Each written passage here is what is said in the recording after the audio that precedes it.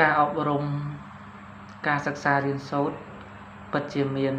សារៈសំខាន់ណាស់ដោយសារតែការអប់រំបានកសាងពីមនុស្សដែលអវិជ្ជាคล้ายទៅជាមនុស្សដែលមានវិជ្ជាមានចំណេះដឹងឡើងវិញចឹងបានការលើកឡើងអំពីចតុស្ដំនៃការសិក្សា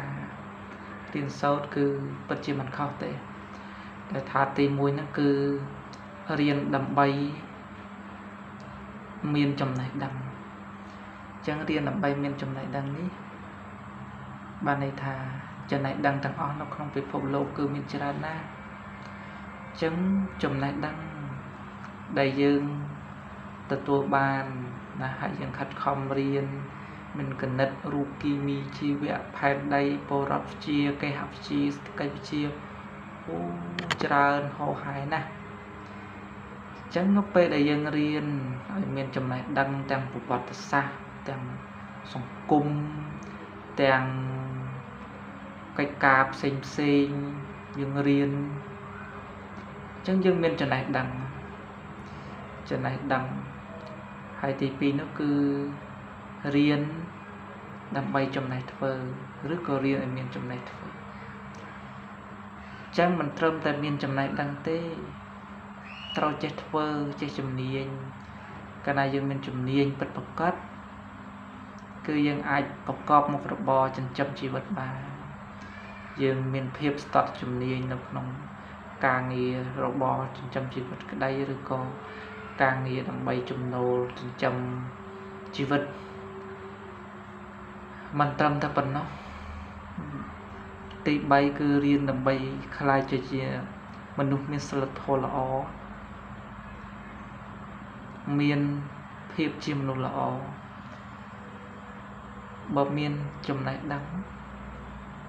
មានចំណេះធ្វើតែมันមានសីលធម៌ទេគឺពិបាកនឹងរស់នៅក្នុងសង្គមណាស់ព្រោះ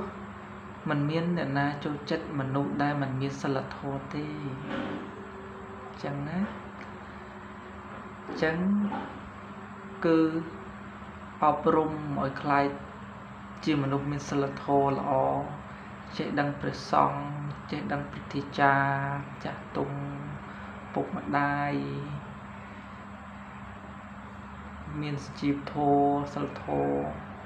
មានគុណធម៌មិនត្រឹមប៉ុណ្ណោះគឺចំណុចទី4គឺរៀនដើម្បីចេះរួមរស់ជាមួយគ្នាប្រកបដោយសេចក្តីសុខយើងមានតែចំណេះដឹងមានតែចំណេះធ្វើមានសិលធម៌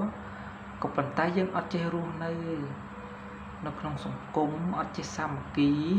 នៅក្នុងសង្គមក៏អត់កើតដែរអញ្ចឹងត្រូវមានទាំងចំណេះដឹងមានទាំងចំណេះធ្វើមានទាំងភាពជាមនុស្សល្អឬក៏មានសិលធម៌ហ្នឹងហើយត្រូវតែមានការចេះសាមគ្គីគ្នាចេះរួមរស់នៅជាមួយគ្នាប្រកបដោយសេចក្តីសុខប្រកបដោយសន្តិភាពចេះយោគយល់ចេះអធ្យាស្រ័យចេះជួយគ្នាចេះមានចិត្តសន្តោសដល់គ្នាទៅវិញទៅមកនឹងគឺរស់នៅក្នុងសង្គមប្រកបដោយសេចក្តីសុខហើយបាទសូមអរគុណសម្រាប់ការតាមដាននិងការស្ដាប់និងការមើលវីដេអូនេះ